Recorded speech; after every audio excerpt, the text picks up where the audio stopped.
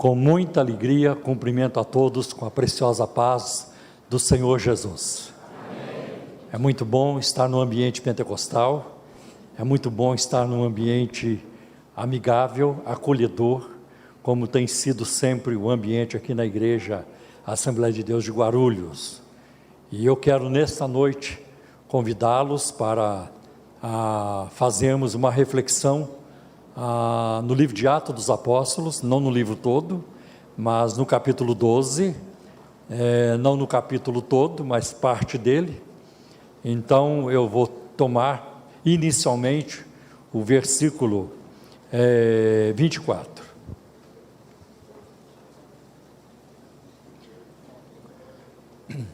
Antes de lermos a palavra,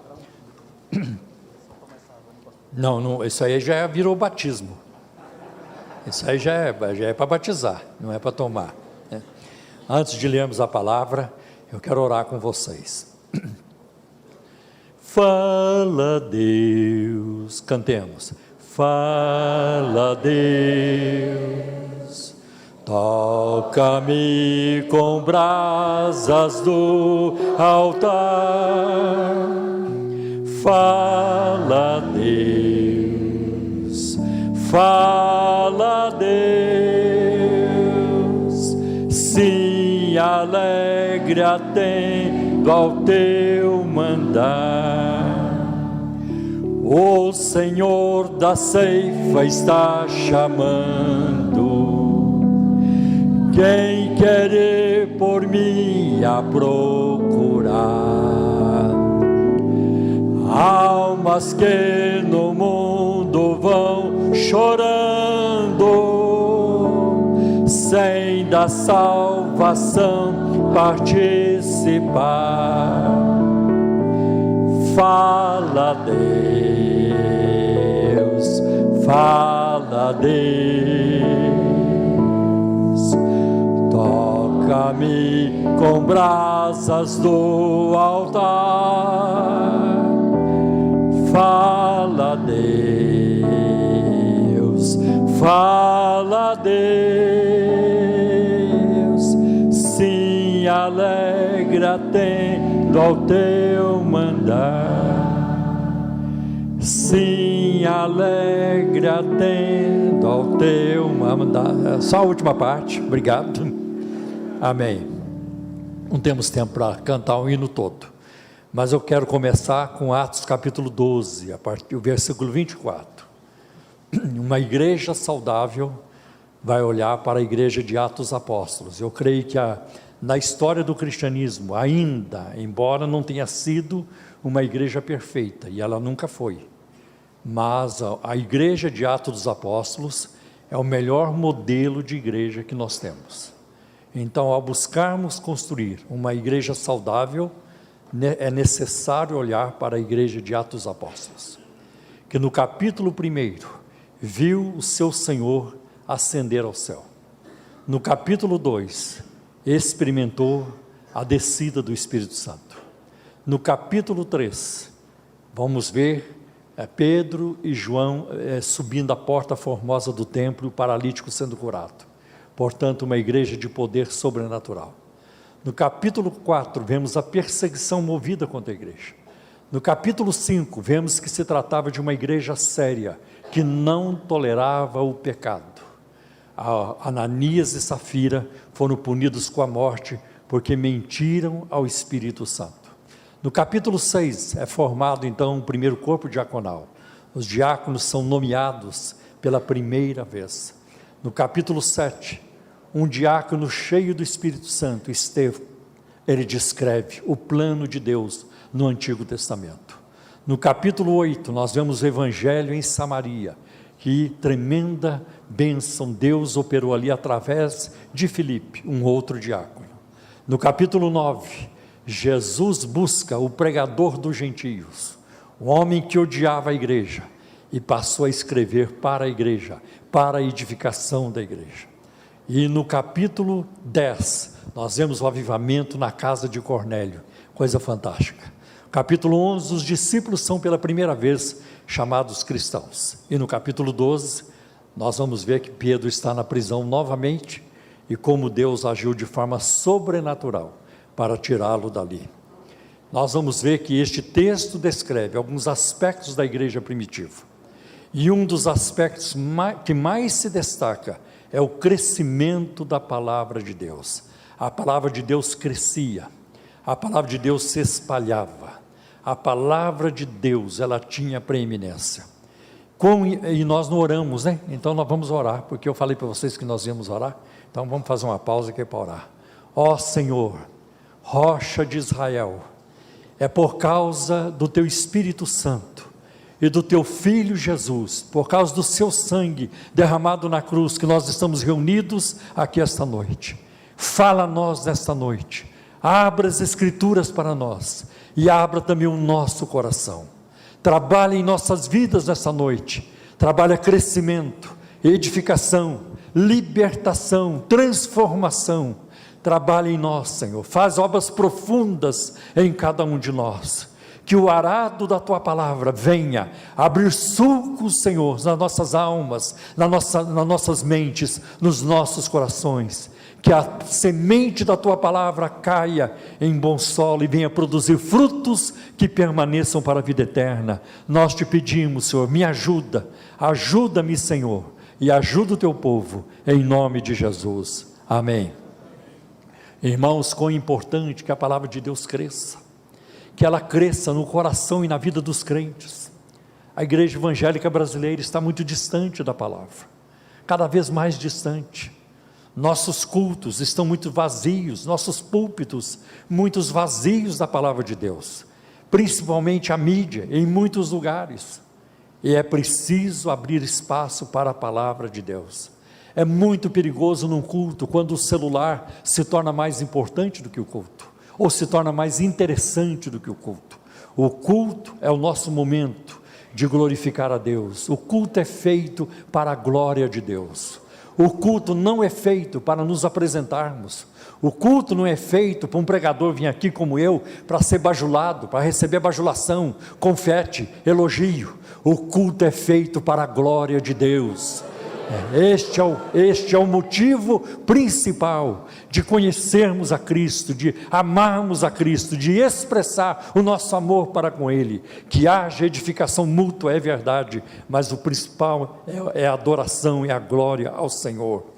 A palavra de Deus precisa crescer nos púlpitos das igrejas brasileiras, a palavra de Deus precisa crescer em todas as esferas da nossa nação, na grande mídia, no esporte, na educação, na indústria do entretenimento, na política. Não vamos nem falar de política, senão nós vamos chegar muito perto do inferno, então é melhor ficar longe, muito longe, vamos ficar longe.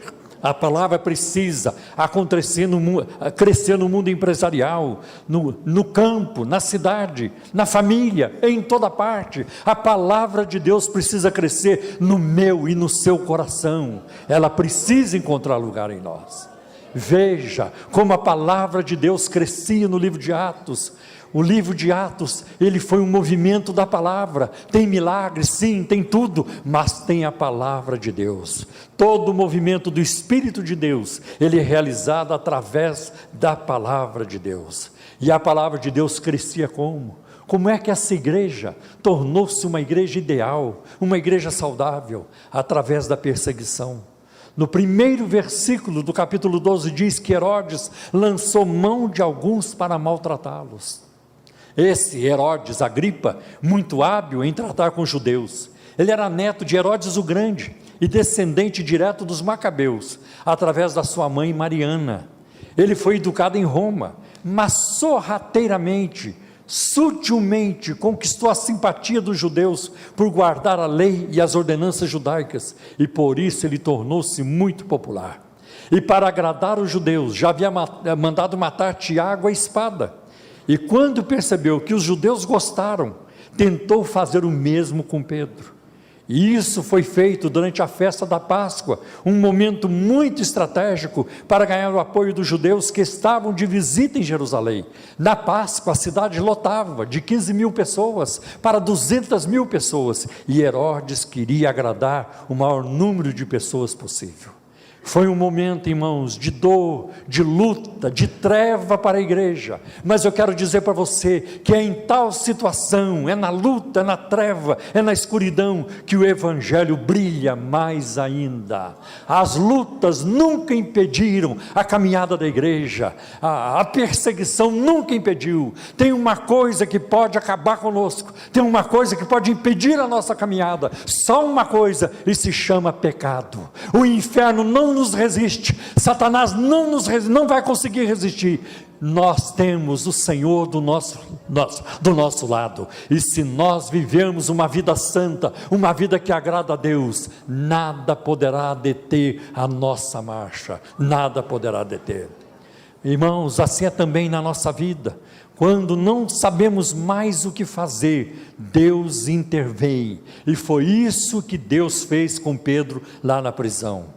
Jesus já havia dito que nós teríamos aflições, é o que nós vemos, por exemplo, em Mateus capítulo 5, versículo de 11 a 12, bem-aventurados serão vocês, quando por minha causa os insultarem, os perseguirem, e levantarem todo tipo de calúnia contra vocês, alegrem-se e regozijem-se, porque grande é a sua recompensa nos céus, pois da mesma forma perseguiram os profetas que viveram antes de vocês. Como é que você e eu vamos esperar a vida boa hoje? Como é que você e eu só falamos o tempo todo de comer o melhor da terra, de possuir os melhores carros, de viver vida mansa e vida de banheira quente? Como é que nós podemos falar isso quando outros no passado, que viveram uma vida santa, uma vida agradável a Deus, passaram pela moenda, foram perseguidos?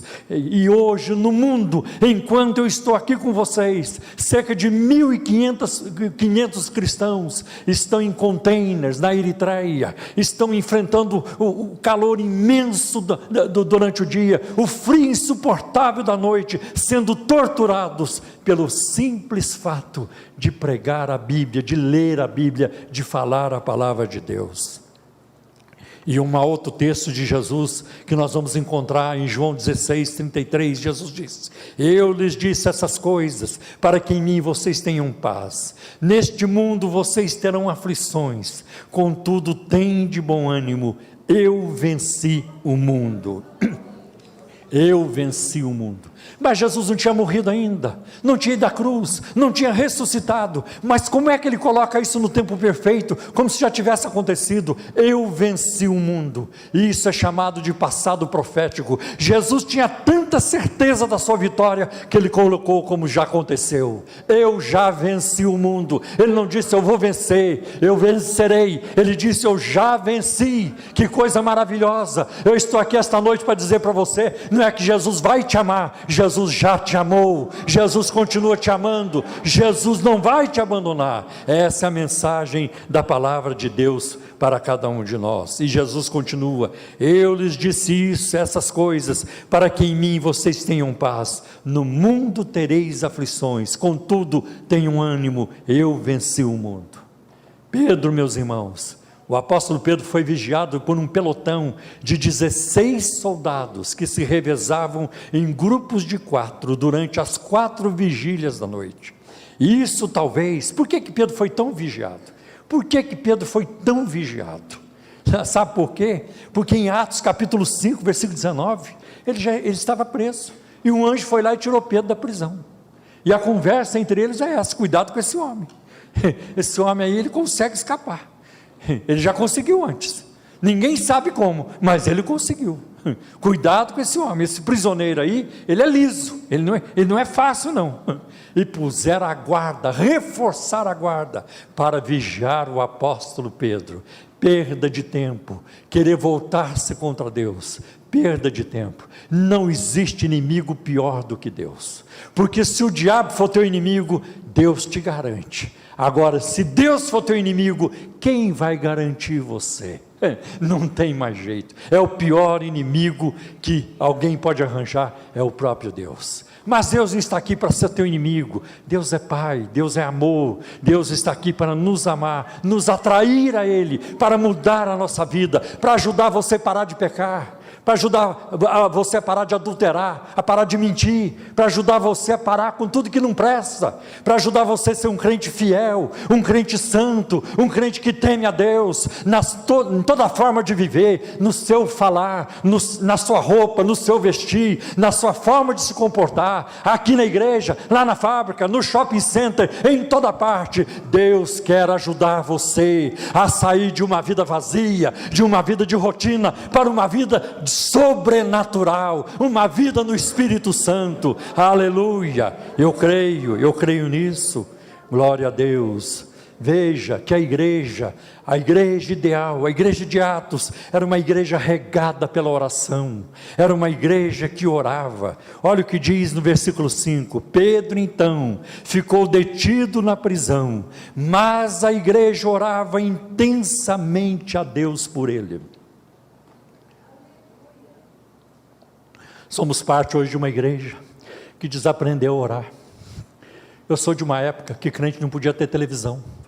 Aqui alguns se lembram disso. Ou época boa. Não podia ter televisão. Eu tinha um toca-disco. Vou rodar os discos do Luiz de Carvalho, do Feliciano Amaral, e tem outros. Então a nossa diversão era a igreja. Nós não tínhamos outra diversão. Nós não assistimos, não tinha novela para competir com o culto. Os crentes estavam lá. E quando chegava feriadão, em vez da turma ir para a praia, tudo na igreja. Vai ter estudo bíblico, irmão. De manhã à tarde e o culto à noite. 3 dias de estudo bíblico. Essa era a nossa rotina. Havia lágrima, havia quebrantamento. Agora vocês vão, algum outro que vai dizer, o pastor abriu um museu. Como é bom lembrar de coisas boas. Jeremias escreve Lamentações, eu quero trazer a lembrança, aquilo que me dá esperança, quero lembrar daquilo que me dá esperança. E eu não estou aqui para pregar contra a televisão, não senhor, eu tenho 2 na minha casa, eu tenho 2 televisões, tenho 2 na minha casa, mas que era uma época em que os crentes tinham o seu tempo para Deus. Hoje, meu filho, a igreja enche no domingo, mas na reunião da oração durante a semana, onde estão os crentes? Oramos muito pouco, e precisamos investir na oração. Se precisamos, você precisa investir, eu preciso investir, senão a nossa vida espiritual não muda, e a nossa vida espiritual precisa mudar, a sua vida espiritual precisa mudar. Você precisa ter uma língua ungida, uma língua de fogo, lábios ungidos. Você precisa expulsar demônios, você precisa orar em línguas, você precisa receber o batismo com o Espírito Santo, você precisa entrar no cenáculo. Peça a Deus para nos mostrar o caminho de Pentecostes. Nós perdemos esse caminho. Nós agora estamos no caminho da festa, da celebração, é só festa daqui, festa dali. Não, a vida espiritual é mais profunda do que isso. O céu tem mais para nos dar, e se nós tivermos sede, e se nós clamarmos, e se nós nos submetermos à vontade de Deus, Ele vai abrir o céu sobre nós, Ele vai derramar a sua bênção, Ele vai agir na nossa vida. Aleluia, glória a Deus. A perseguição colocou a igreja de joelhos, e seria bom a gente não esperar pela aflição para dobrarmos nossos joelhos. Quando uma aflição aparece, quando uma luta aparece, a primeira coisa é ficar ligando para as pessoas. Liga para alguém, liga para outro, você pode me ajudar, você pode me socorrer. Quando ninguém pode, vamos falar com Jesus. Quando Jesus deveria ser o primeiro a ser buscado no momento da luta.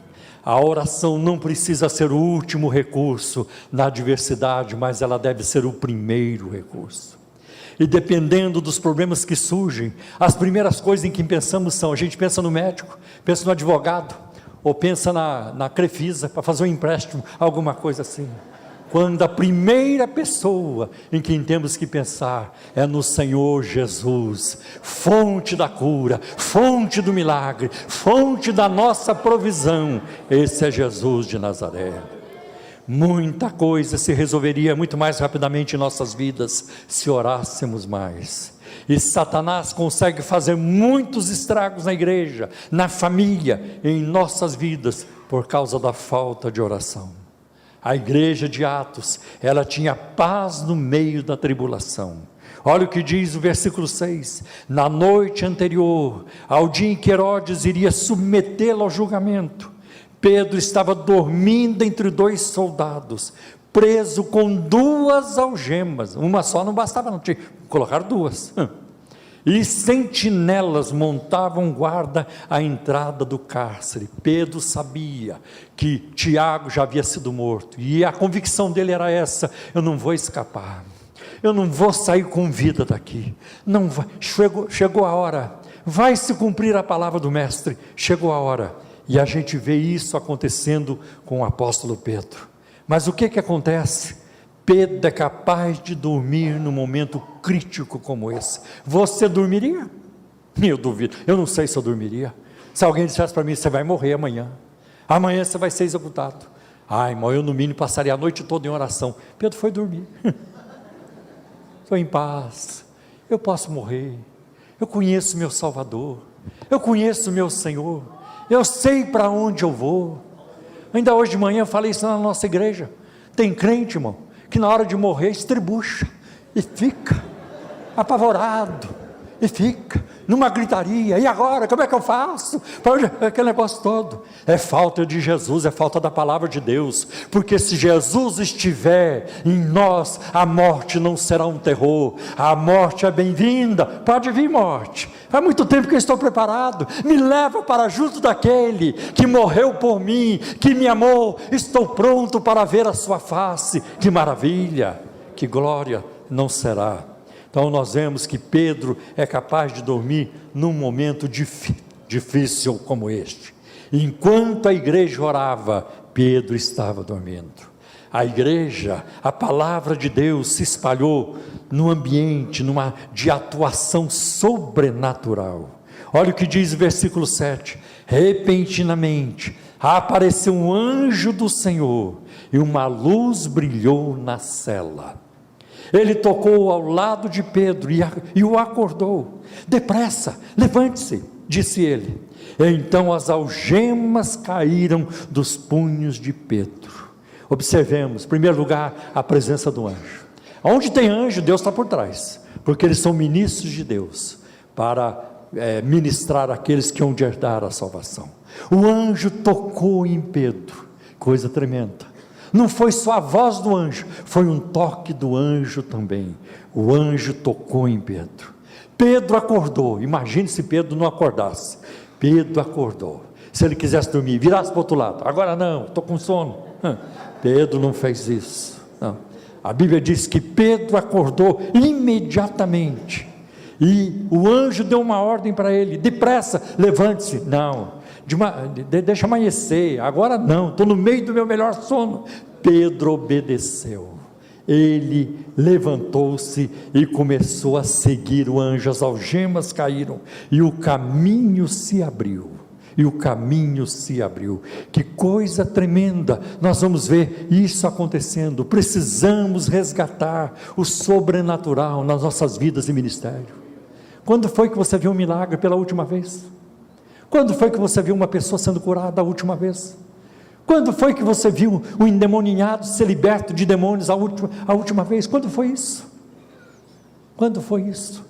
Eu temo que hoje está surgindo dentro das Assembleias de Deus uma geração de crentes que não conhece o poder de Deus, nem tem interesse em conhecer. Acho que seria a hora já de vocês formar grupos de oração. Vamos orar por um avivamento, vamos orar por milagres, vamos orar pelo sobrenatural, por sinais, prodígios e maravilhas, porque Jesus disse que isso aconteceria, acompanharia.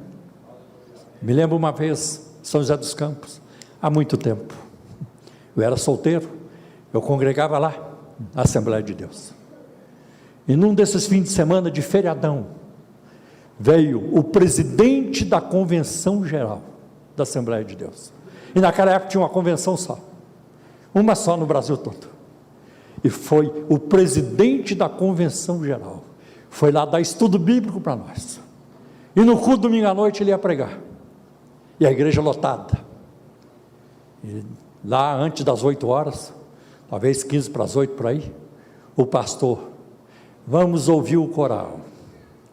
E depois do coral, pastor fulano de tal vai nos trazer a palavra de Deus. Já tinha ministrado durante o dia. Aí o maestro botou o coral, todo mundo em pé, e começou. Quão ditosa, ditosa cidade, é Sião celestial. E foi cantando. Dali a pouco uma irmã começou a chorar, lágrima descendo. A irmã parou de cantar porque não conseguia cantar. Eu estou lá, novinho na fé, mas eu já enxergava com as coisas. E dali a pouco uma outra irmã começou a chorar também, parou de cantar, baixou a cabeça chorando, parou de cantar. Dali a pouco um irmão, a mesma coisa. Quando eu vi um irmão parou de cantar chorando, eu falei, já era. Aqui não tem mais jeito.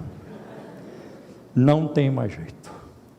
O pastor, o presidente da Convenção Geral da Assembleia de Deus aquela noite, nem cumprimentou a igreja com a paz do Senhor. Nem cumprimentou. E a igreja programou aquilo? Por acaso a igreja combinou? Nós vamos fazer um negócio aqui para ele não pregar hoje à noite. Como é que você traz o homem lá de Manaus? Agora vocês sabem quem é, o pastor Alcebiades Vasconcelos. Como é que você traz o pastor presidente da convenção para ele não pregar?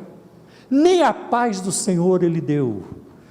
Foi um avivamento, foi um derramamento do Espírito, e foram muitos batizados com o Espírito Santo.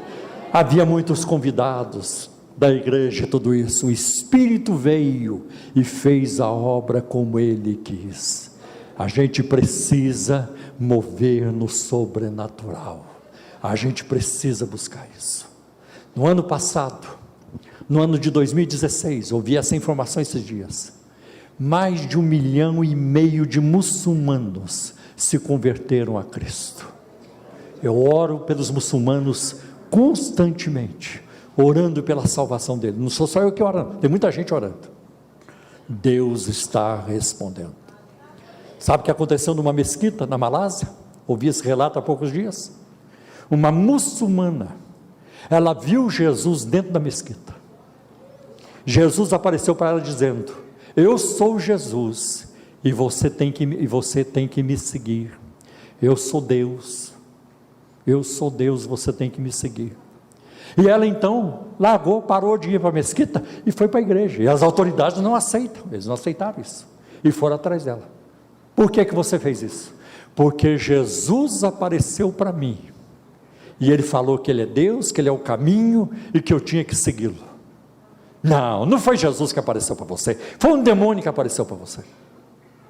Mas aí a notícia subiu para as instâncias superiores, para os teólogos muçulmanos, para as autoridades mais elevadas, e virou uma discussão entre eles, e eles chegaram à conclusão do seguinte: não foi demônio, porque Alá não deixaria um demônio entrar na mesquita, foi Jesus mesmo.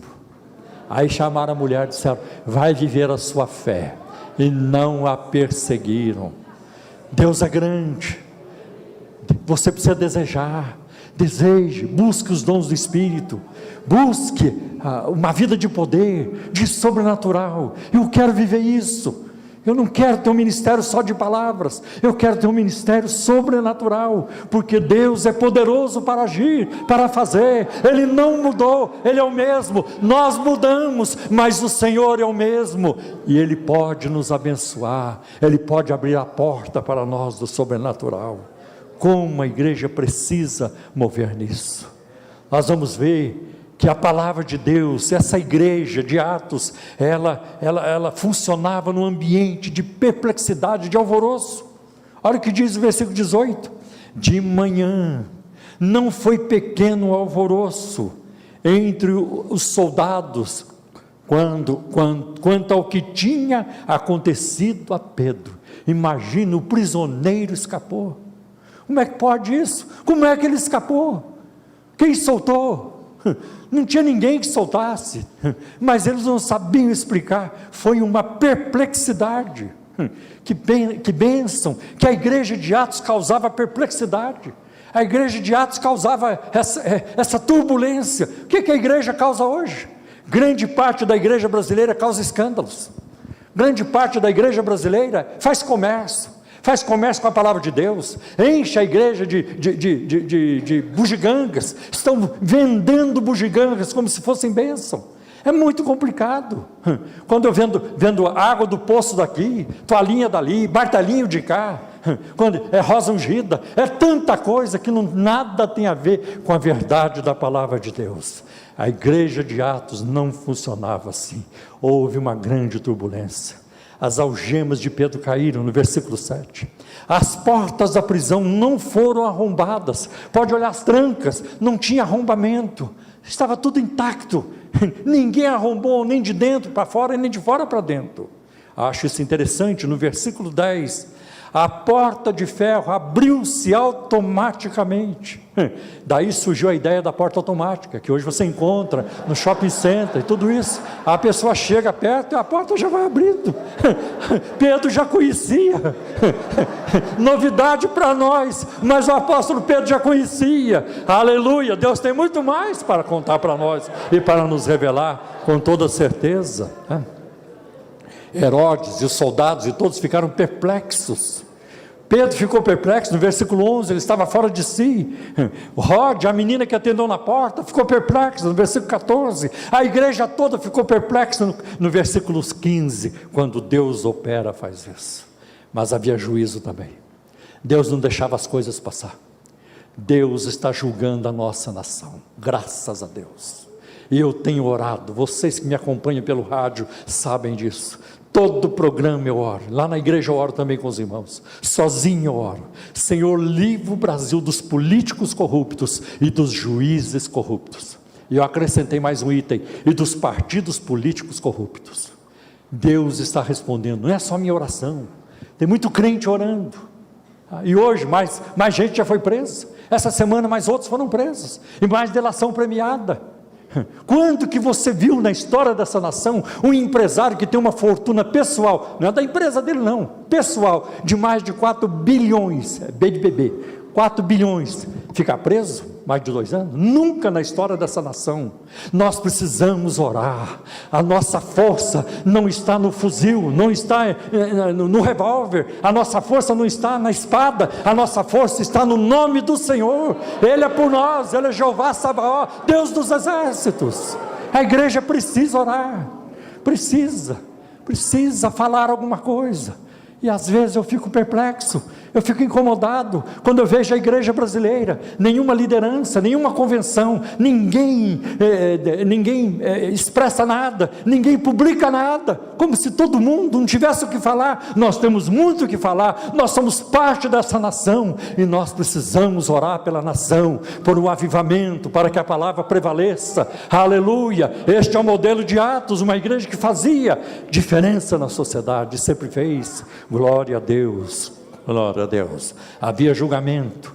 Herodes ocupava o trono de Jerusalém, é verdade, mas Deus ocupa o trono do universo, e é sempre assim.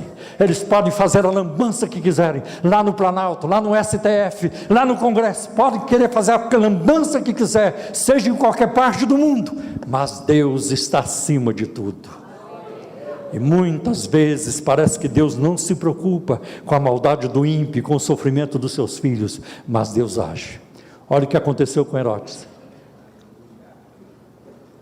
Flávio Joséfo relata: então, quando Herodes Agripa, tinha reinado durante 3 anos sobre toda a Judeia, ele veio à cidade de Cesareia, que antes era chamada Torre do Estrato, e ali ele apresentou espetáculos em honra a César, que era o imperador.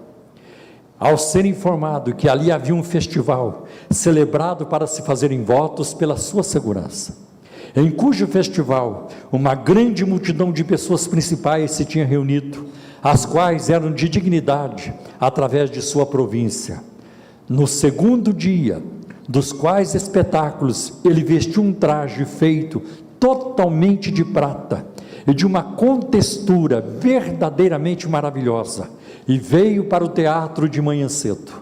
Ao tempo em que a prata do seu traje, sendo iluminada pelo fresco reflexo dos raios do sol sobre ela, brilhou de uma maneira surpreendente e ficou tão resplendente que espalhou horror entre aqueles que olhavam firmemente para ele.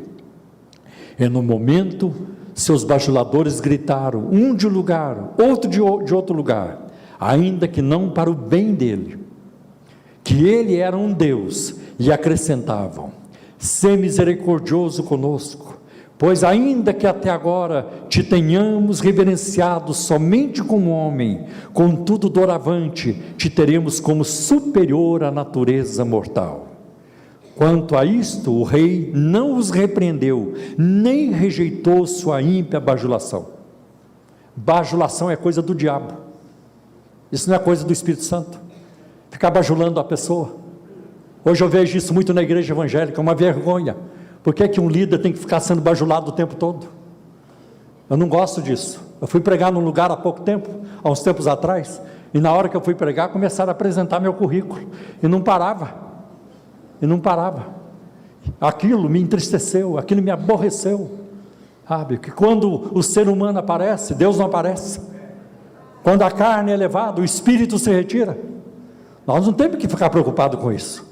Nós não estamos aqui para elogiar, para promover a carne, nós estamos aqui para exaltar o Senhor. O nome que tem que ser exaltado é o nome de Jesus, é o nome de Jesus.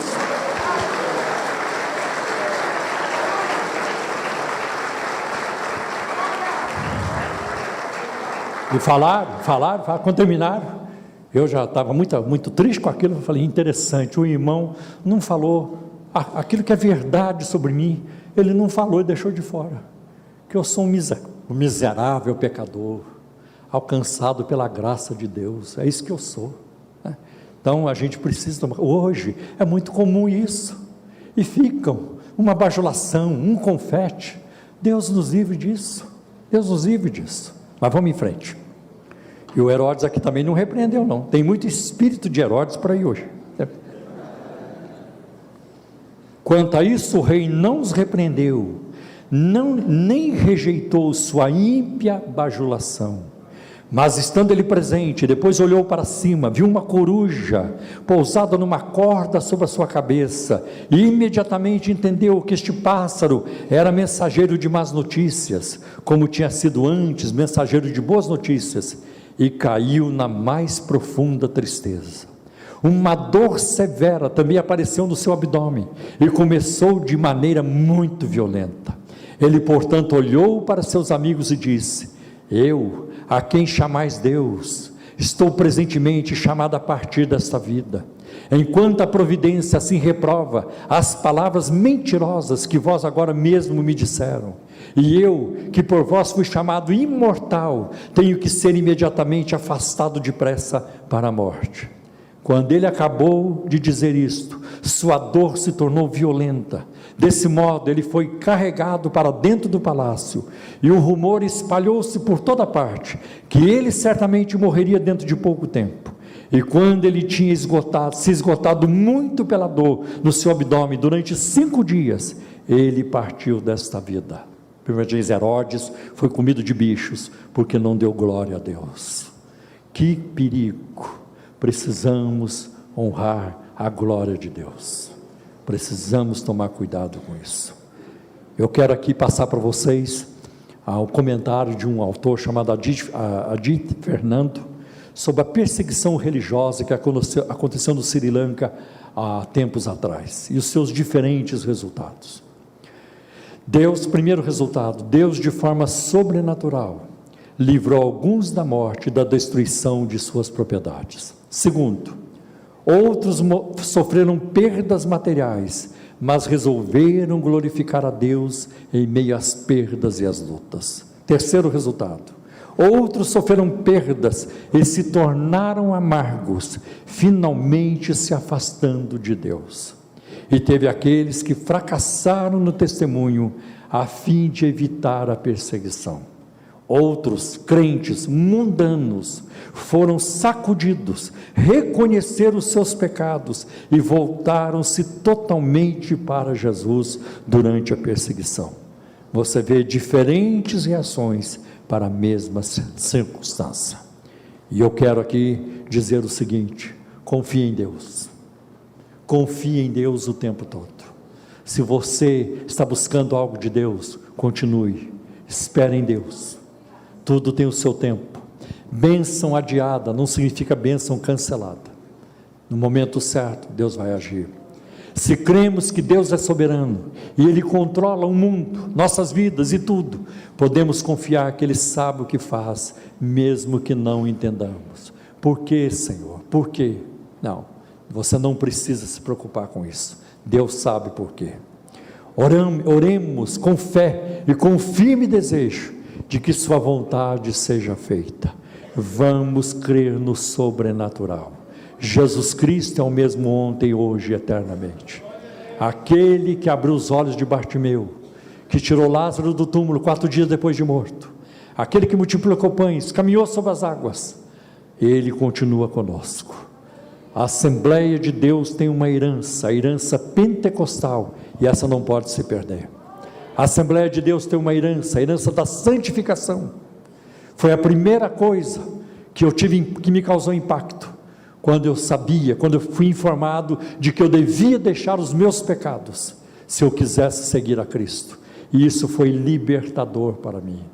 A Assembleia de Deus tem uma história de sobrenatural, de dons espirituais, de batismo com o Espírito Santo, e infelizmente, em muitos lugares, a igreja já se perdeu, ela perdeu o rumo, e hoje está numa situação muito difícil. Então, que fique o alerta aqui de Deus para nós hoje, a permanecermos fiéis à palavra de Deus. Não tem outro caminho a não ser esse. Oremos com fé e com firme desejo de que a vontade de Deus seja feita na nossa vida. E outra, não há outro caminho senão o da obediência. Obedeça sempre a Deus, independente das circunstâncias.